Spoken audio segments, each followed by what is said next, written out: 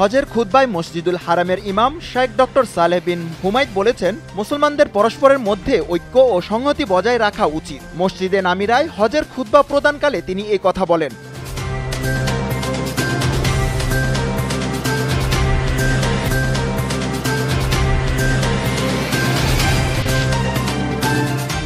বাংলাদেশে নিযুক্ত চীনা রাষ্ট্রদূতের সঙ্গে বৈঠক করেছে জাতীয় নাগরিক পার্টি। বৈঠকে বাংলাদেশের অন্তর্ভুক্তিমূলক গণতান্ত্রিক রূপান্তর নিয়ে নিজেদের দৃষ্টিভঙ্গি উপস্থাপন করে এনসিপির প্রতিনিধি দল।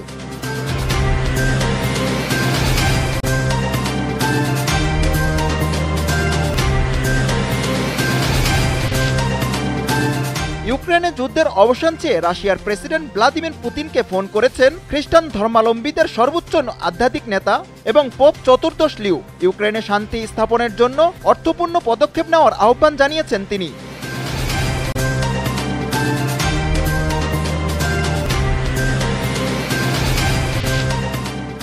বাইশ বছর পর ঢাকা মোহামেডান ঘরোয়া ফুটবল লিগে চ্যাম্পিয়ন হয়েছে।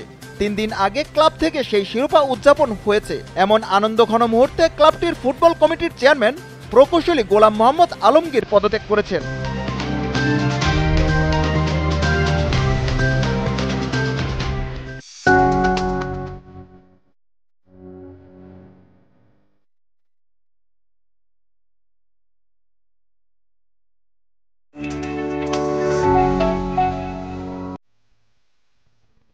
চট্টগ্রামকে একটি সবুজ, পরিচ্ছন্ন ও স্বাস্থ্যকর শহরে রূপান্তর করতে হলে জিয়াউর রহমানের গণমুখী উন্নয়ন দর্শন বাস্তবায়ন করতে হবে, এমন মন্তব্য করেছেন Chittagong city mayor doctor Shahadat Hossain.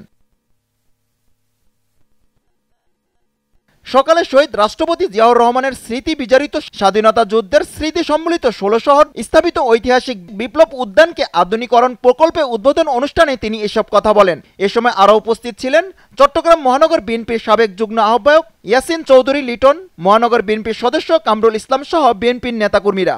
বিপ্লব উদ্যান, যে বিপ্লব উদ্যান থেকে 1971-এর 25শে মার্চের কালো রাত্রিতে যখন জাতি দিশাহারা অবস্থায় ছিল, পাকিস্তানি হানাদার বাহিনীরা ঘুমন্ত বাঙালির উপর ঝাঁপিয়ে পড়েছিল, ঠিক তখনই বাংলাদেশের